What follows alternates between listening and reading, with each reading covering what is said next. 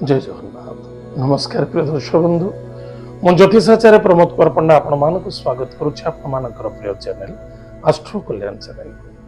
प्रिय दर्शक बंधु, जो व्यक्ति मान चैनल को देखुं सब्सक्राइब करना सब्सक्राइब करूँ, लाइक करूँ, शेयर करूँ। एवं आसतु जाना मासिका राशिफल 1 अक्टोबर 2024 ठारू 31 अक्टोबर 2024 यानी सन 2024 मसीहार अक्टोबर मास जो व्यक्ति जन्म जातक राशि हूँ मिथुन राशि, अन्यथा जो व्यक्ति जन्म जातक लग्न हूँ मिथुन लग्न। एतद व्यतीत जो व्यक्ति जातक ना राशि नक्षत्र जना ना ताहले नाम राशि जदि आपणकर मिथुन राशि निश्चित रूप से एपिसोड देखा बहुत आवश्यकता अच्छे एवं अधिक रु अधिक शेयर करंतु। प्रिय दर्शक बंधु, ए मासरे आपणकर पराक्रम क्षेत्र में सफलता मिलिबो। जहाँ आपण करूछंती, जहाँ करने को चाहूछंती, जहाँ करने को जाउछंती, निश्चित रूप से आपण को सफलता मिलिबो, किंतु परिश्रम करने को पड़िबो। खाली आशावादी हुए आमे रहिले कौन सी कार्य हब ना। जदि आमे कार्य को तत्परी सहित श्रद्धा सहित आदर सहित जदि आमे करूचे, टार्गेट नौचे, निश्चित रूप से आमे सफलता पाइबा। सपोज आपण विद्यार्थी विद्या क्षेत्र अच्छे, विद्या क्षेत्रटा को संपूर्ण भाव में ध्यान देवा आवश्यकता अच्छे। जदि आप जॉब करने को चाहते, जॉब पाई संपूर्णता भाव में ज्ञान अर्जन करवा एवं सदासर्वदा पॉजिटिव थॉट नहीं आपन जदि एग्जाम दौरान बा इंटरव्यू दौरान निश्चित रूप से आप विजय प्राप्त हे। निश्चित निसंदेहता विद्यार्थी विद्या क्षेत्र में यथेष्ट सफलता अर्जन करेंगे ए मासरे। बस आपनकर चेष्टा प्रतिचेष्टा श्रद्धा रहा बहुत आवश्यकता अच्छे। अधिक फ्रेंडशिप होगा, अधिक माइंड डिस्टर्ब करवा बिल्कुल ठीक नहीं। गुरुजन व्यक्ति परामर्श रे कार्य कले अधिक रु अधिक आपनकर उन्नति एवं सफलता मिल। कौन से कार्य करने पूर्व परामर्श सहित कार्य करंतु, निश्चित रूप से लाभ रहिबे। विदेश यात्रा करने चाहते आप विदेश यात्रा करें। बेपार वाणिज्य करुवा व्यक्ति इनकम सोर्स रे बेटर रहिबो। एवं जो मैंने जॉब करुचंती, जॉब क्षेत्र प्रति टिके ध्यान दबा अत्यंत आवश्यकता अच्छी।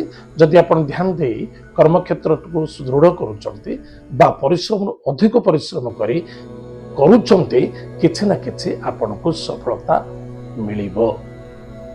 जो माने प्रॉपर्टी किनिबा को चाहउचंती, प्रॉपर्टी इन्वेस्टमेंट करबा को चाहउचंती, सेमानक पय मध्य सफलता देखा दबो। गाड़ी घोड़ा प्राप्ति अछि, कौन सी यंत्र चलित जान आपन क्रय करुचंती, सेथरे मध्य आपको सफलता मिलिबो। एतद व्यतीत व्यापार वाणिज्य क्षेत्र उन्नति मिल। केमती उन्नति हम जदि इनकम सोर्स बढ़ला निश्चित रूप से उन्नति देखा दब।